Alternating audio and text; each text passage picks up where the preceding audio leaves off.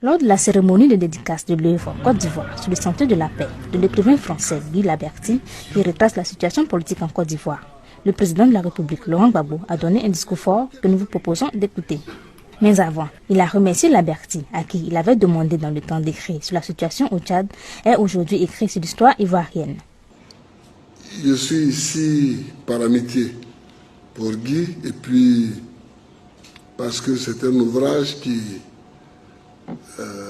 peut faire sortir, peut aider les gens à comprendre où est-ce qu'on en est aujourd'hui. Quand j'ai rencontré Guy, je l'ai poussé à écrire sur le Tchad. Le Tchad était en plein conflit. Il connaissait, lui, chaque acteur de la crise tchadienne. Il m'en parlait comme si... C'est lui qui m'a présenté tous ceux que je connais au Tchad. Je ne les connais pas tous. Mais tous ceux que je connais au Tchad, c'est lui qui me l'a présenté.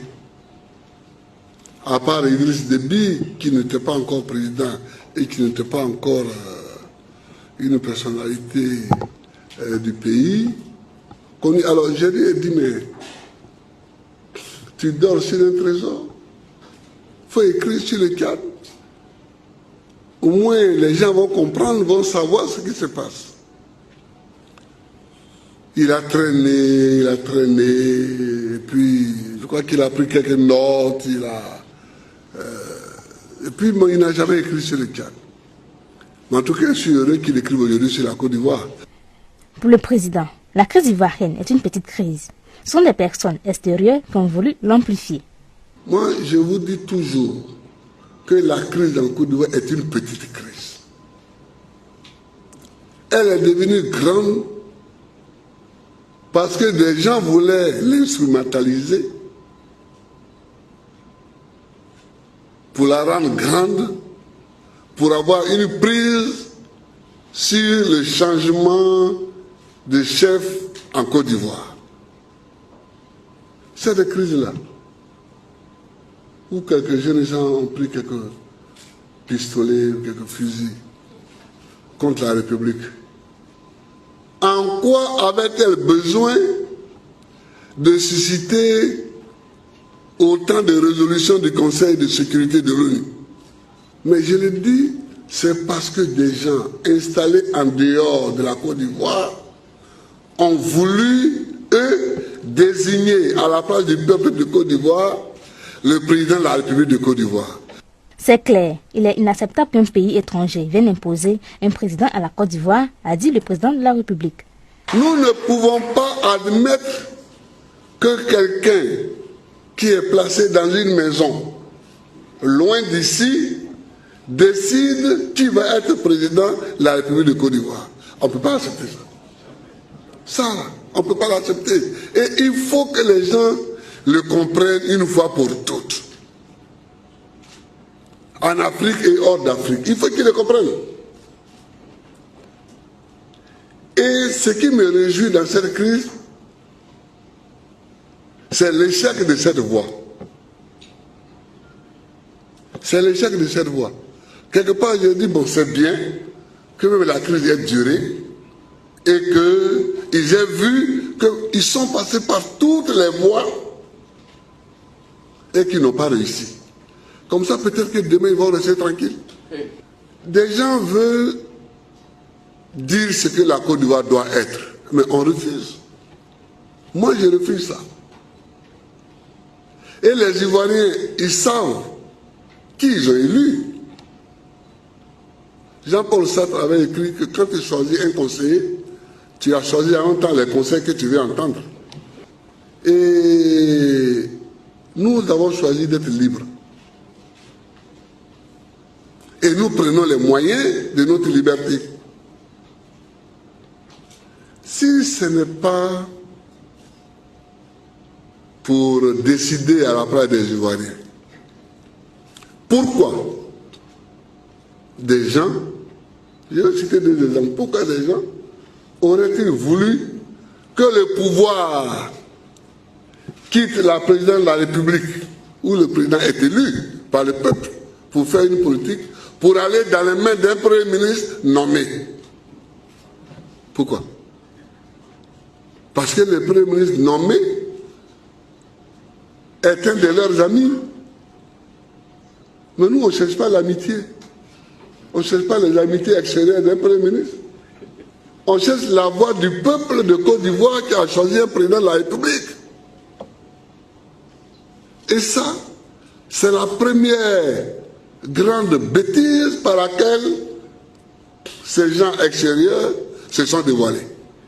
Que le président de la République donne ses pouvoirs de signer des décrets à un Premier ministre, ils se sont dévoilés là, déjà.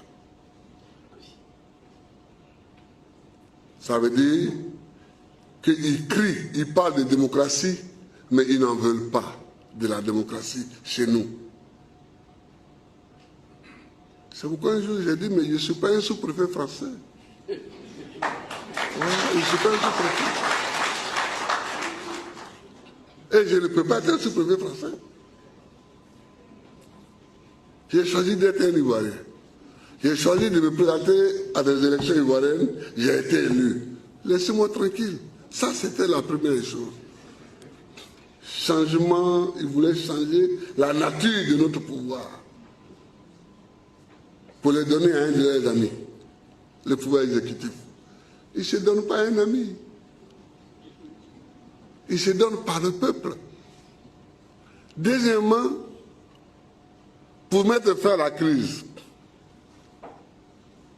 est-ce qu'on avait besoin de déclarer que l'Assemblée nationale n'est plus valable? Où est le problème? Ce n'est pas eux qui paient les députés, ce n'est pas eux qui siègent, ce n'est pas eux qui font le projet de loi.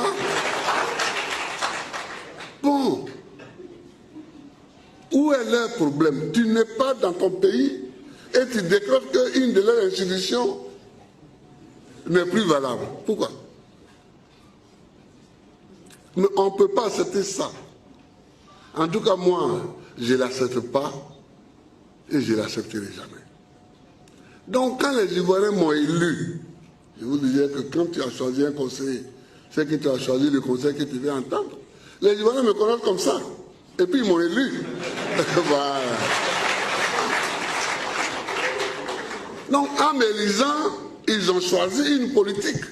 C'est pourquoi ils me soutiennent. C'est pourquoi ils me soutiennent. Qu'est-ce qu'ils n'ont pas fait? À passer dans les camps militaires, les soirs, tout ça. Mais dès qu'ils voient les militaires courent, ils viennent me voir. C'est ce que je disais l'autre jour.